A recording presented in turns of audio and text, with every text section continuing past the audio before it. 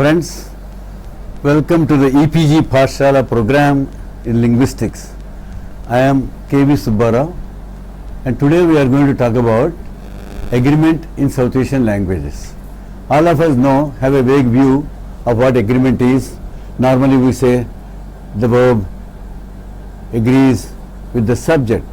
Most of the languages that we know, for example, take English, John loves Mary, I love Mary, we love Mary. In that John loves Mary, third person singular, subject John, triggers agreement on the verb, as a result of which love becomes loves. Whereas I love Mary, you love Mary, they love Mary, in that there is no agreement. So what we say is that the subject agrees, the verb agrees with the subject in third person singular in present tense in English. Whereas if you take past tense, there is no agreement at all. John went, we went, they went, etc. So briefly, this is a very simple description of agreement. Like if you take Hindi, ladka jata hai, the boy goes, ladki jati hai, the girl goes, jata hai, ta is masculine singular, ladka is masculine singular, therefore you have a syntagmatic relationship between ladka and the verb, where you have the aspect marker ta exhibits agreement with the subject in masculine singular. Ladki is feminine singular, jati hai, ti is the present aspect marker, imperfect aspect marker, ti reflects feminine singular and it reflects the agreement of the subject, which is ladki. What are we going to discuss today? Today we are going to discuss basically what are the patterns of agreement in South Asian languages. What is the typology of agreement in South Asian languages vis-a-vis postpositions. Why? Because if your NP is marked with a postposition, in many South Asian languages agreement is blocked, but there are some South Asian languages where agreement is not blocked. So what kind of postposition does the NP carry and how does it affect agreement? This is one of the issues we are going to see.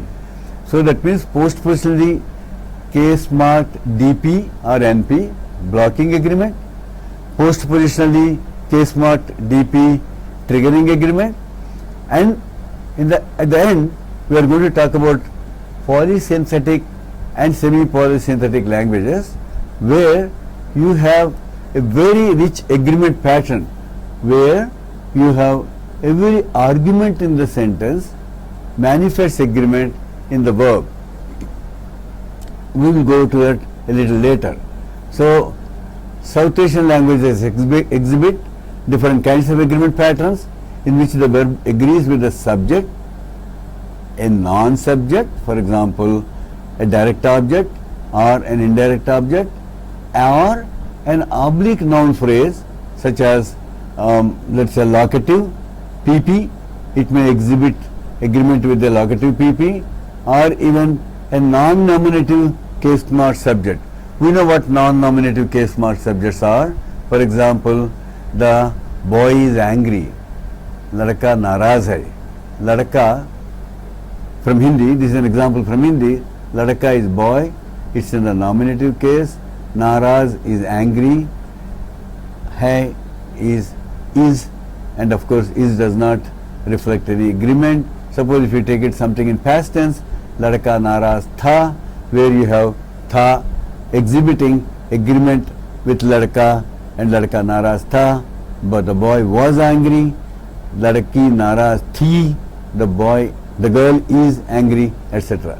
So however, when you have in Hindi, you can have a non-nominative subject such as ladke ko gussa aya, that is the boy is angry, but the subject ladka is dative case marked. Hence ladke ko is to the boy, does not control agreement of the verb, and the agreement goes to the next nominative case marked NP, which is gussa. Gussa is masculine singular, therefore ladke ko gussaya, the boy got angry. Ladki ko gussaya, the girl got angry.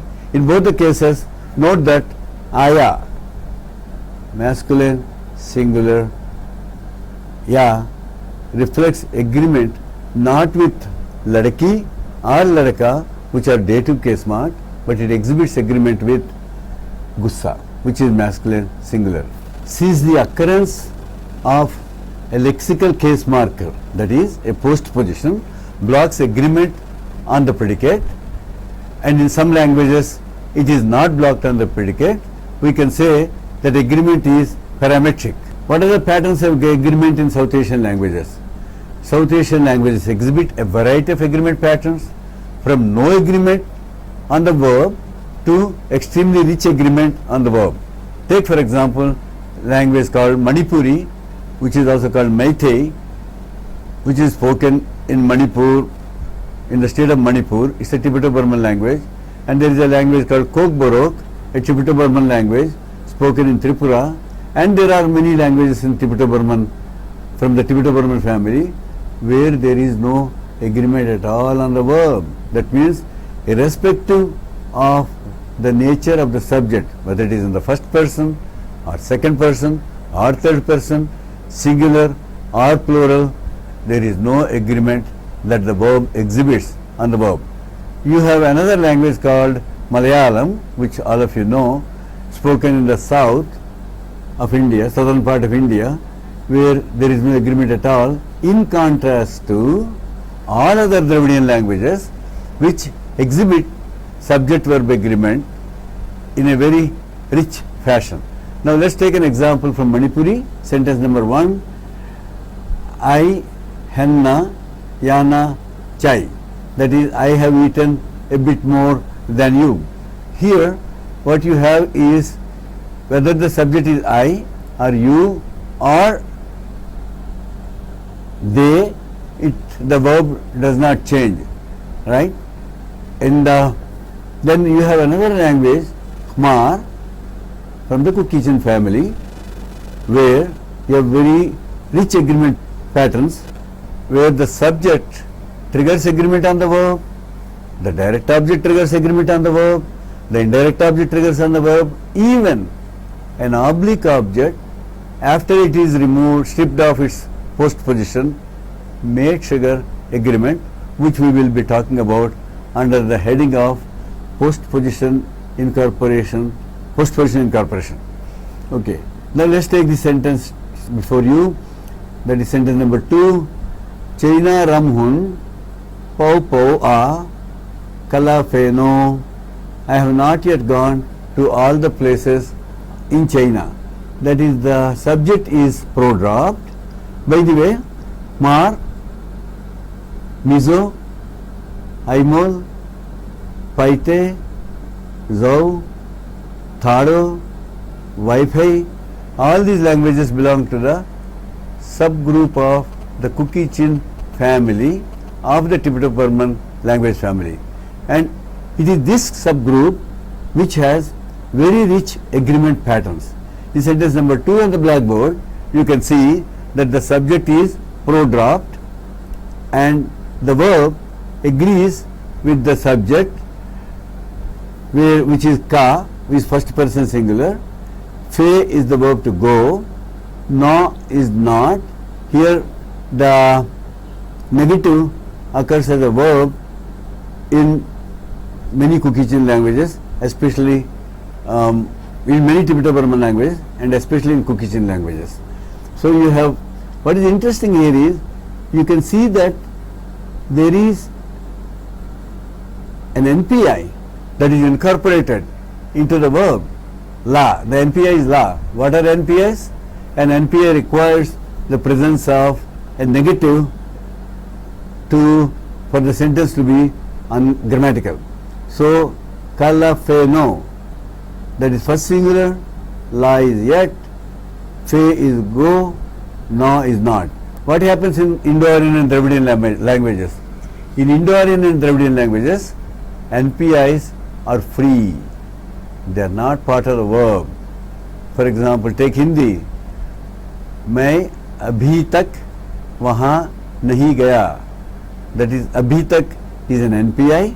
That is, I, अभी तक, not yet, वहाँ, there, नहीं, no, negative, गया, went. I have not gone there yet. So you have NPI. The NPI is free.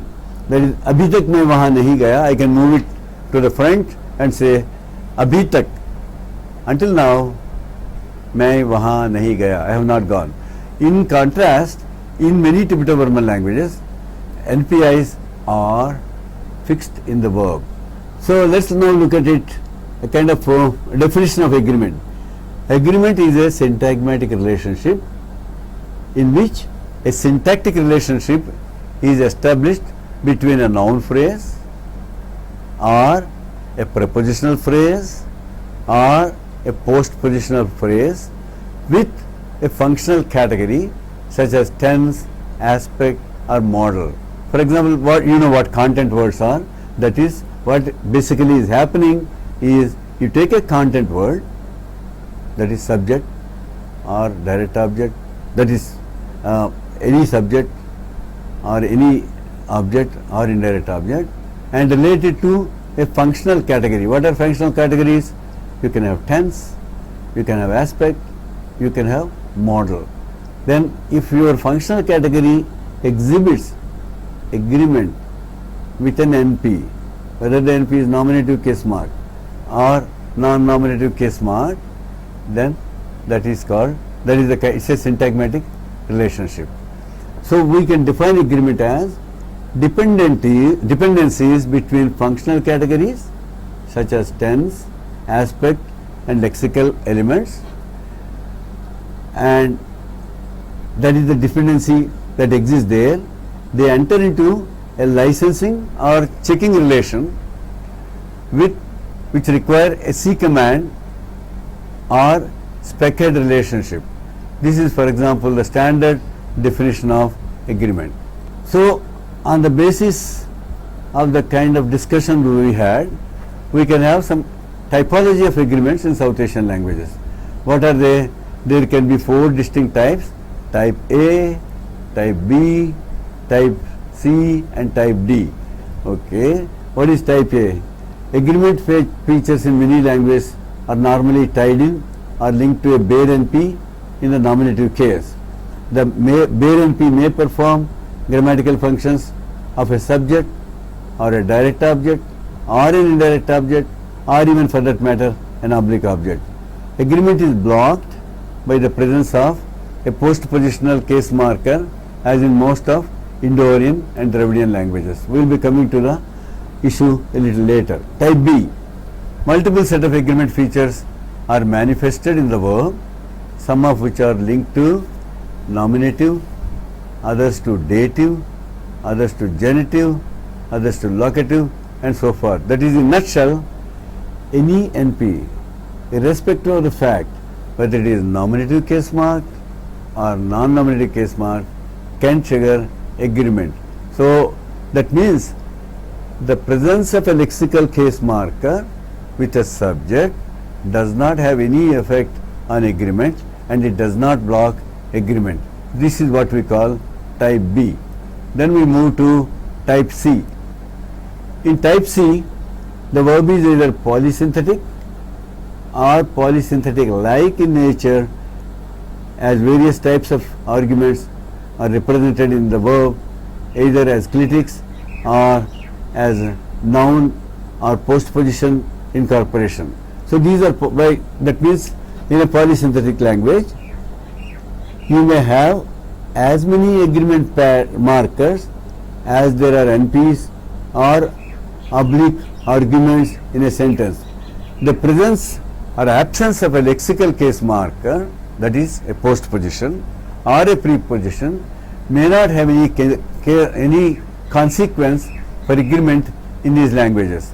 Some of the languages that we have in India, these are Mizo, Mar, Paite, etc.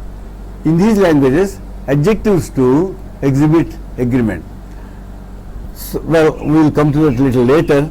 Adjectives are all verbs, and Tibeto-Burman language provide the best example where adjective performs all the functions that a verb, almost all the functions that a verb can perform. Let's now go to type D. In type D, there is no agreement at all on the verb. We have already seen an example from Manipuri, and I have also mentioned to you that Malayalam is another language where there is no agreement. Kokborok language that is spoken in Tripura, there is no agreement at all. Now let us take the first case, type A, where a postpositionally case marked DP blocking agreement. That is in Hindi Urdu. Let's take a sentence such as बच्चों ने एक बिल्ली देखी. Here बच्चों ने, the subject is ergative case marked because the verb is transitive, therefore, and the verb is in perfect aspect, and of course past tense because saw is perfect as well as past. So the children saw a cat. In Hindi, the subject has to be case marked by the ergative case marker ne. Once children is case marked by the ergative, the subject loses control over the verb in terms of agreement. Then who controls agreement? The next NP, that is nominative case marked. What is that nominative case marked NP here? Ek billi, one cat. Notice that billi has no postposition at all. So now billi controls agreement. That's why you have dekhi.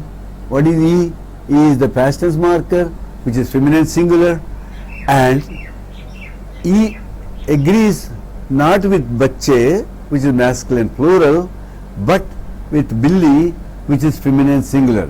Thus, the moment you have an NP that is case marked, it loses control over the verb, and the next NP, that is bare NP as we call, that is nominative case marked NP, that gains agreement, that controls agreement. Next sentence, let's go to passive.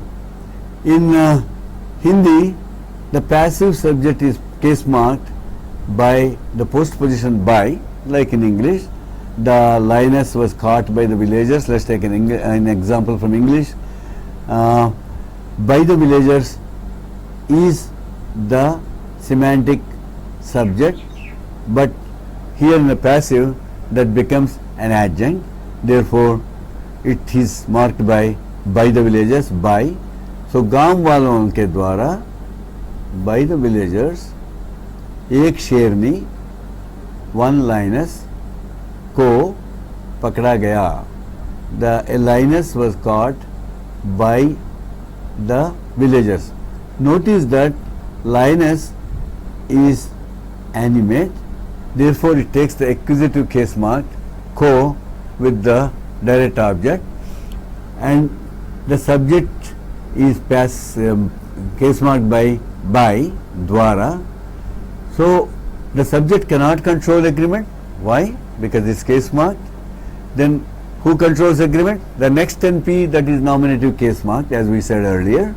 And here Sherni is a lioness, but it is case marked by ko, therefore there is no Sherni ko cannot control agreement. So you have pakda gaya. Pakad is catch, a is a perfect marker and masculine singular, gaya is a passive marker, ja is the passive, and ya is the perfect, that's the past tense marker. So you have pakda a and gaya a, the a. In both the cases, it does not exhibit agreement either with gaon walon, that is the villagers, nor with the lioness, which is ek sherni, and it is what we call the default agreement. So can we now define default agreement? Default agreement is a case where the NP exhibits agreement, where the verb exhibits agreement with no NP in the sentence at all. Many South Asian languages have a passive which is called a lexical passive, where an intransitive verb is in the passive voice. For example, normally what we see is that a sentence with a transitive verb has a passive counterpart, namely John read a book, the book was read by John. But in South Asian languages, what you can have is take a verb such as swim. What is swim? Swim is an intransitive verb. In English, you cannot say John swam the river or John swam, it was swam by John. It's ungrammatical. So, whereas in Hindi or in some other Dravidian, Indo-Aryan languages, you can say उनसे इस नदी में तैरा नहीं जाता. They can't swim in this river. They is way is marked by the postposition se, so that gives you unse. The oblique form of way is un. You have unse by them. इस नदी में, in this river, तैरा नहीं जाता. तैर is the verb to swim. Is the perfect marker, nahi is the negative, jata, ja is the passive marker, ta is the imperfect aspect marker. Note that just like in the earlier case, in this sentence there is no NP, that is nominative case marked, because the subject is case marked by the passive by, and the nadi mein is case marked by the locative case marker. Obviously, it cannot trigger any agreement. Therefore, we go to what we call a default agreement, that is Taira Nahi Jata, which is masculine singular. Let's take an example from Kannada, a Dravidian language spoken in the southern part of India.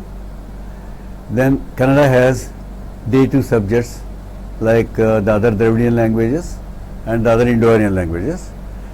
And here you have a sentence like in English, I have 3 daughters, where I is the logical subject, but I is dative case marked because it is a case of possession.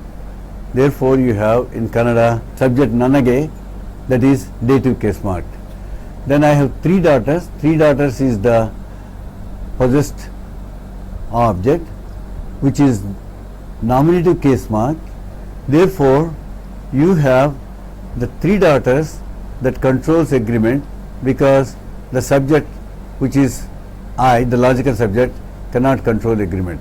So you have iddare, that is be, past tense, third plural, and human. Thus we see that whether it is Kannada or Hindi, a nominative case marked NP, that is a bare NP, it's only a bare NP that can control agreement, not a case marked NP. We can go now to an example from Tamil. Tamil is a language that is spoken in the southern part of India. It belongs to the Dravidian group.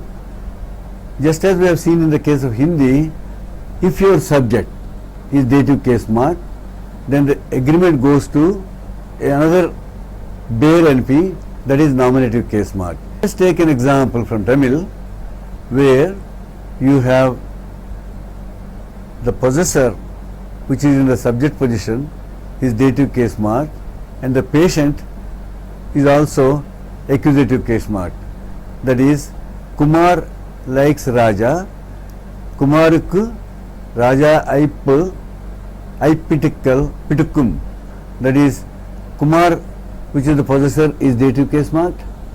Raja, which is the patient, that is accusative case marked. Therefore, there is no NP that is a bare NP, which is nominative case marked. So the verb is which is third person singular neuter, and this is what we call default agreement. Let's now go to the type B languages, where a postpositionally case marked DP triggers agreement. Take an example from Gujarati, an example such as Kishore harassed Raj. Kishore is the subject, Raj is the patient. Kishore is ergative case marked, that is Kishore A. Raj, which is plus human, is accusative case marked. Still, though both the NPs are case marked, it is a direct object that triggers agreement on Pajav O. So, the verb exhibits agreement with a postpositionally case marked NP. Let's take an example from Maithili, where agreement is triggered by a dative subject. In sentence number 13, what you see is an example such as, he felt hungry. To feel hunger or to feel the appetite is a predicate that requires a dative subject in many Indo-Aryan and Dravidian languages. So you have in Maithili you have unka bhook lagal ain, where you have the ain that exhibits third person honorific agreement with the subject that is case marked. So we have seen now two languages where a postpositionally case marked DP controls agreement on the verb. Maithili is a case where you have triple agreement markers on the verb. An example such as, I saw your father. You have I, which is the subject, your father, which is the direct object, your is a possessive pronoun, and all the three, that is the subject, the direct object and the possessor, your, all the three exhibit agreement in the verb. You can see I, by the way, I is nominative case mark, so I controls agreement, which is not surprising like in many other languages.